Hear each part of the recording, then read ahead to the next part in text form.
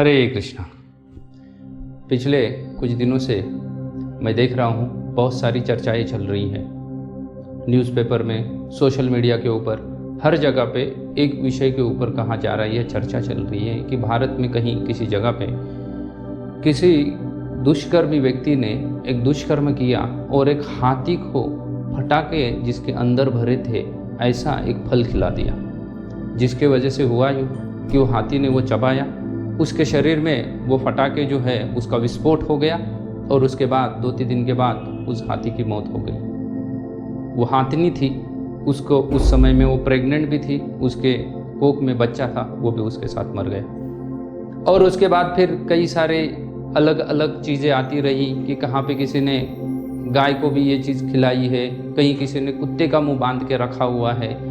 ऐसी जो विकृति है लोगों के बीच में या इंसान के हृदय में, ये इससे बाहर दिखाई देती है कि ऐसे लोग जानवरों के साथ क्यों कर रहे हैं, क्या कर रहे हैं। क्या जानवर उनके कोई नुकसान कर रहा है? जानवर उनको कोई तकलीफ दे रहा है? नहीं दे रहे, फिर भी लोग ऐसा क्यों करते हैं? बहुत सारे लोग अलग अलग तर्क वितर्क दे रहे हैं इसके ऊपर, कई सारे लोग इसके ऊपर चर्चा कर रहे हैं, लेकिन जो इस पूरे मुद्दे की या ऐसी जो समस्याएं आती है, इसका जो जड़ है उसके ऊपर कोई ध्यान नहीं दे रहा है, उधर तक जाने का कोई प्रयास नहीं कर रहा है। हम देखते हैं भगवत गीता के 5 अध्याय के 18वें श्लोक में, जहाँ पे भगवान कह रहे हैं, आप देख सकते हैं, विद्या विनय संपन्ने ब्राह्मणे गविहस्तिने सुनी चेव सोपाके च पंडिता समदर्शिना।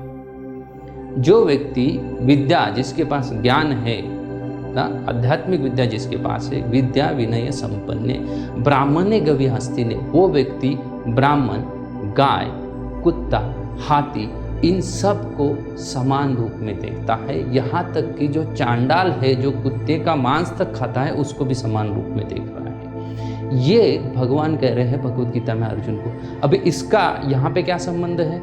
ये जो भी भारत में जो समस्या है अभी जो चल रही है, जिसके ऊपर बहुत सारे लोग बातें कर रहे हैं, इसके साथ इसका क्या संबंध हो सकता है?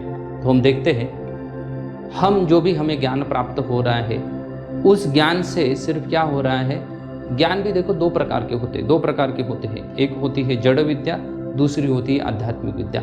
अभी जो हम ज्ञान ले रहे हैं ना, वो सबका सब कहाँ पे आता है?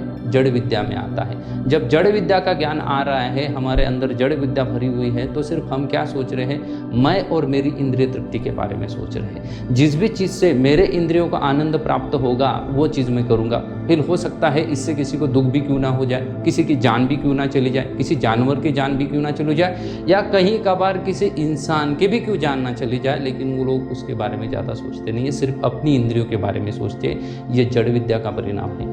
लेकिन अगर हम लोगों को आध्यात्मिक विद्या भी उसके साथ में देंगे, तो जिसके अंदर आध्यात्मिक विद्या होती है वो हर जीव को देखता है कि ये क्या है, भगवान से आया हुआ है, इसके अंदर भगवान का अंश है, ये भी भगवान के बच्चे के समान है।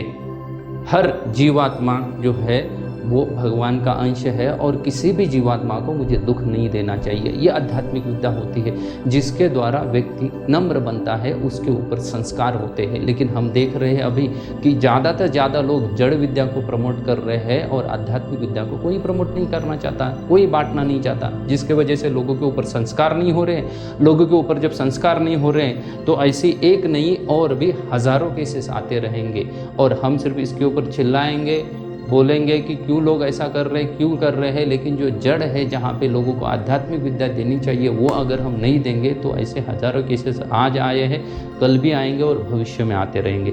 लेकिन अगर हमें इनको रोकना है तो इनकी जड़ें काटनी होगी। हमें लोगों को जड़ विद्या के साथ साथ उनको आध्यात्मिक विद्या देना जरूरी है। भगवत गीता और श्रीमद् भागवत में जो भगवान ने संदेश दिया हुआ है, वो संदेश हमें लोगों को बांटना पड़ेगा, और वो संदेश हम लोगों को बांटेंगे, लोग उसको पढ़ेंगे, अपने जीवन में उतारेंगे, तो वो विद्या विनय संपन्न, उनको भी ज्ञान प्राप्त हो जाएगा और वो सभी जीवात्मा को एक समान देखेंगे, किसी भी जीव को हानि नहीं पहुंचाएंगे, किसी को भी तकलीफ नहीं देंगे।